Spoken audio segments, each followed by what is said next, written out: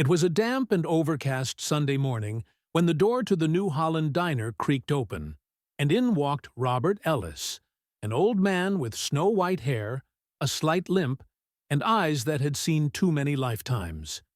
He wasn't the kind of man anyone noticed anymore. He dressed simply. Faded jeans, an old brown coat that had weathered both wars and winters, and heavy boots with soles worn thin. He walked like someone who used to walk fast, but now couldn't. People barely looked up as he made his way to his usual corner booth, third from the left, near the window, where the sunlight fell in just right through dusty blinds. He sat, back, straight, without fidgeting. He placed his cane against the wall, removed his cap, and folded his hands over the table like a soldier reporting for duty. This was his tradition. Every Sunday morning for the last 12 years, Robert came here. Same order, same seat, same silence. He read no menu. He barely spoke. And on his left wrist, only visible if you were close, and paying attention, was a faded tattoo, a dagger piercing through an anchor, with obscure coordinates etched below. It looked like nothing. It looked old, but to a very, very small group of men, it was the kind of mark that made you stand at attention. That tattoo wasn't art. It wasn't rebellion. It was silence branded into skin. It was the mark of the Recon Brotherhood, a secret SEAL division whose missions had no official records, whose names were never written down, whose sacrifices were buried deeper than their bodies. Robert had worn that tattoo for over 50 years, and yet no one ever asked. And maybe that was why he kept coming back, hoping someone, someday, might see. On the other side of the diner, 4 middle-aged men chuckled over their plates, whispering, jokes too loud to be private. "Hey, check out the old-timer," one smirked. "That ink's probably fake. Bet he got it for $5 in Tijuana." The others laughed. One even mimicked a salute. Robert didn't flinch. He'd survived ambushes, watched brothers bleed out, and held his breath beneath rivers with his heart pounding so loud he thought the enemy might hear it. Mockery from men who never wore the uniform didn't even register. But just as the waitress set his plate down, scrambled eggs, dry toast, black coffee, the diner's bell chimed again.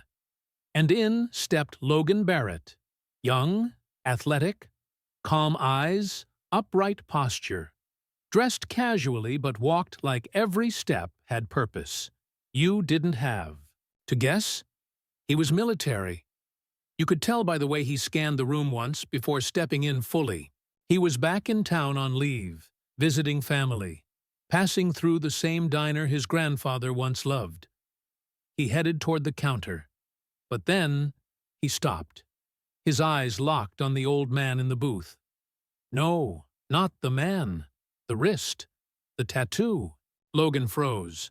His pulse surged. He had seen that tattoo once, only once. In a dim briefing room during elite training, an old SEAL Master Chief had held up a black and white photo. "If you ever see this mark," the chief had said, "you stop, you listen. Because the man who wears it walked through hell when hell didn't have a name yet." Logan stared, unsure whether to believe his eyes.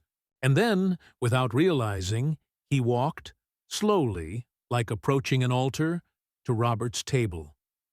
"Sir," Logan said, barely above a whisper, "may I ask where you got that tattoo?" Robert looked up slowly. His eyes were sharp, despite the years. He measured the young man for a moment before speaking. "River Delta, south of Da Nang, 1969, he replied quietly. Logan swallowed. "Recon Brotherhood?" Robert gave a single nod. Logan, trained killer, battlefield leader, decorated SEAL, felt his knees buckle. He dropped to one, right there.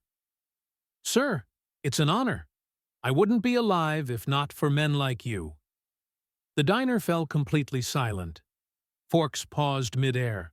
Coffee cups froze. The men who had laughed earlier were now staring, red-faced, ashamed. Robert's hands trembled slightly as he motioned Logan to sit. "You know the mark," he said. Logan nodded. "My commander told us about your unit. Said you weren't ghosts. Said you were shadows that saved light." Robert chuckled softly, the first laugh in years. "He had a way with words, your commander." They talked for 2 hours. No phones. No interruptions. Logan listened, mouth closed, eyes wide, as Robert spoke of ambushes in the jungle, of messages encoded in Morse and hidden under dead leaves, of nights where the sky bled red and no one knew if the sun would rise. He spoke of his team, Charlie, who never made it out of Cambodia, Moose, the radio guy who took a bullet for a village boy, and Hank, who wrote letters to a fiancée who never received them. He spoke of his wife, a nurse who waited 5 years, while he went dark, who died before the military ever acknowledged his service. "She knew," he said. "That was enough for me." Logan's eyes welled up. "They need to know, sir. The world needs to hear this." Robert shook his head. "No, the world's too loud now. They wouldn't listen. But you listened." "That's enough." That night, Logan wrote a post, just a photo. Him and Robert sitting side by side. Caption: "Today, I met a legend. His name won't appear in textbooks, but I will never forget it." The post went viral. Veterans commented from all over. Sons wrote, "That could be my dad." Daughters cried. News channels reached out. Robert declined. "Tell them I'm busy," he said with a grin. Logan started something, Tattoo of Honor, a foundation to find and record stories of forgotten warriors. They interviewed men who hadn't spoken in decades. Stories flooded in. Men once silenced found voice. And Robert became the quiet heart of it all. Weeks later, Logan returned. Robert was there, but in a wheelchair now. Age had finally taken what the war could not. Logan kneeled once more. "Sir," he said, voice breaking, "you've changed my life." Robert smiled faintly. Then it was worth coming back. He reached into his coat and handed Logan a sealed envelope. "Read it when I'm gone." A month later, Robert Ellis passed away in his sleep. Peacefully. Logan carried his casket alongside other SEALs who had never met him, but owed him everything. At the funeral, Logan finally opened the letter. It read, "If the world forgets me, let them. But don't forget who you are. Wear the scars. Earn the silence. And when someone asks, tell them about the man in the booth." Every year since, Logan returns to that booth. He orders the same meal.